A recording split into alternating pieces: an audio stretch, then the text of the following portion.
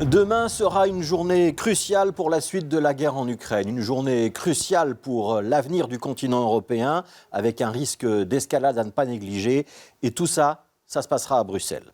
Demain, nous aurons 3 sommets pour le prix d'un. L'OTAN, l'alliance militaire qui lie les Européens et les Américains le matin, puis un G7, les 7 pays les plus industrialisés au monde, puis une réunion des chefs d'État et de gouvernement de l'Union européenne. 3 sommets rehaussés par la présence du président américain Joe Biden, avec un ordre du jour en apparence très simple, les conséquences de l'invasion de l'Ukraine par la Russie.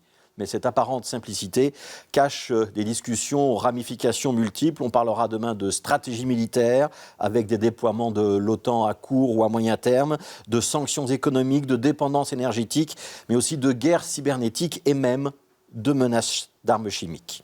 Cette menace chimique, c'est désormais l'un des points centraux de la communication très stratégique à laquelle se livrent tant les Russes que les Américains. Du côté russe, on affirme ainsi que les Ukrainiens posséderaient des armes chimiques et que celles-ci auraient été développées en coopération avec l'OTAN. Mais côté américain, on suspecte que cette communication russe soit en fait un préalable pour justifier l'emploi de ce type de munitions par l'armée de Vladimir Poutine.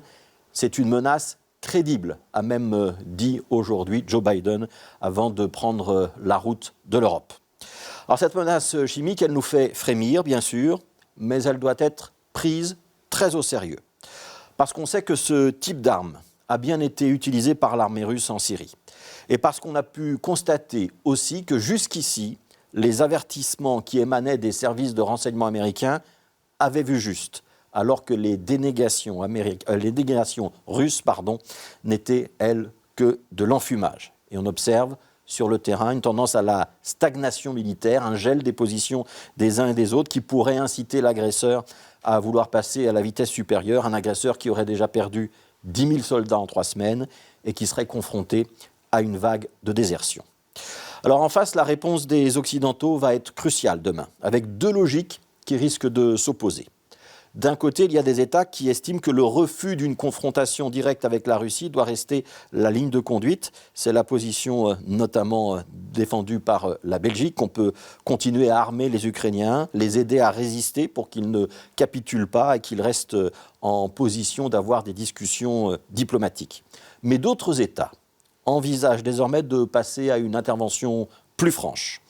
Par exemple, en instaurant une no-fly zone au-dessus de l'Ukraine, ou en envoyant des soldats sous forme de casques bleus, voire en assumant purement et simplement un soutien militaire en envoyant des troupes en renfort à l'armée ukrainienne. Cette idée commence à être débattue, notamment dans des États comme la Pologne ou les pays baltes. On n'est évidemment pas sûr qu'elle fasse l'unanimité parmi les 27 États membres de l'Union européenne. Et ça, c'est sans doute l'un des points d'attention sur lesquels on devra se focaliser lors des réunions de demain. La capacité des Européens et des Américains à rester dans une stratégie commune et à parler d'une seule voix. Ne pas se diviser, ne pas céder au chantage, ne pas répondre aux provocations.